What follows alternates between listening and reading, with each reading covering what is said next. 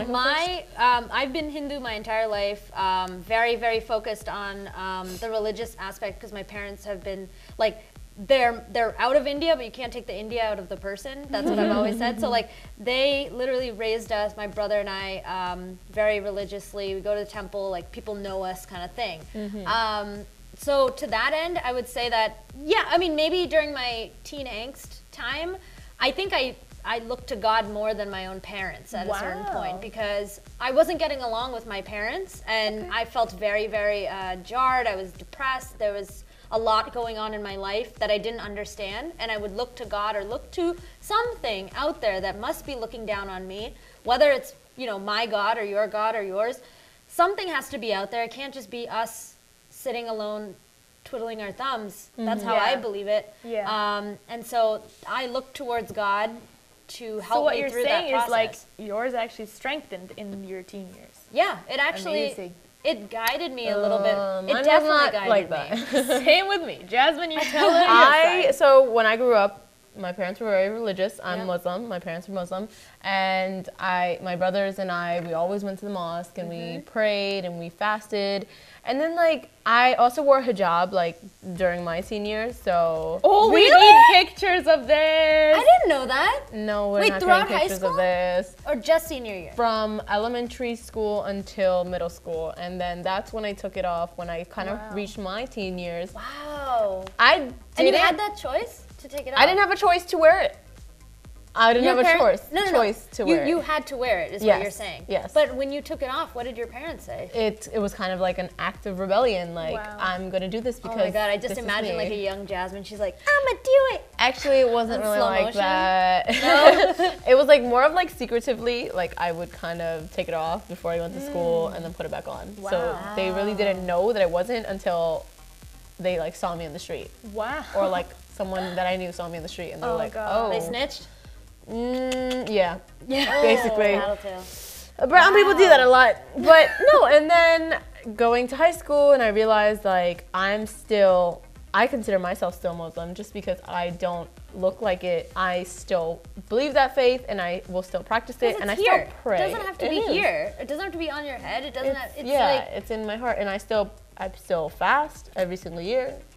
So Rob, mine is super similar to yours, which is why I think this trend exists in the first place, which is I was raised Sikh, and my parents their parents, as in my grandparents from all sides, are all priests. Like, so that means it's pretty serious, you know? So, when I was about 13, I'd say, I actually dropped my religion, kind of, I guess secretly, kind of like you can say.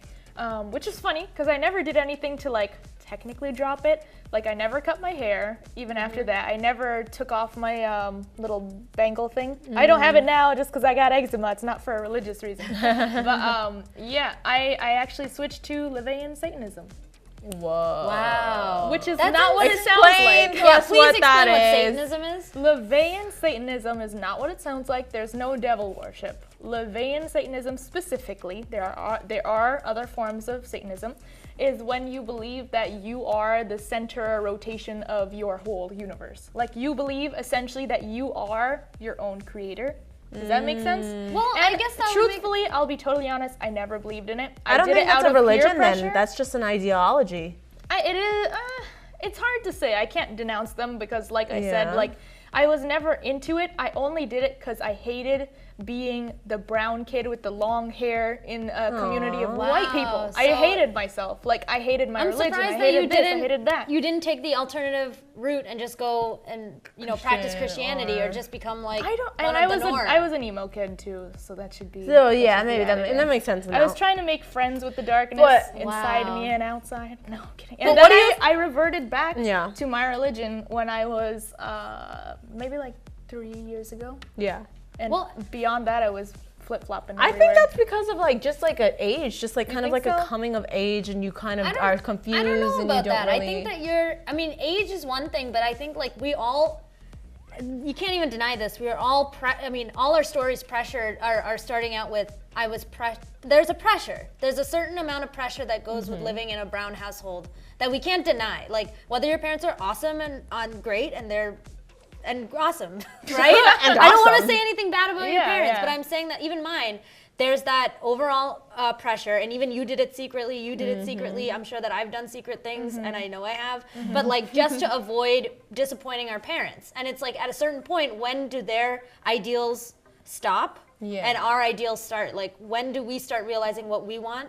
And I always wondered that, like, if I wasn't Indian, like, or like if I didn't live in a religious household, like, would I be if you were, atheist like, right a now? Because of the radical group that's there concerning us, telling us not to go, because obviously we don't look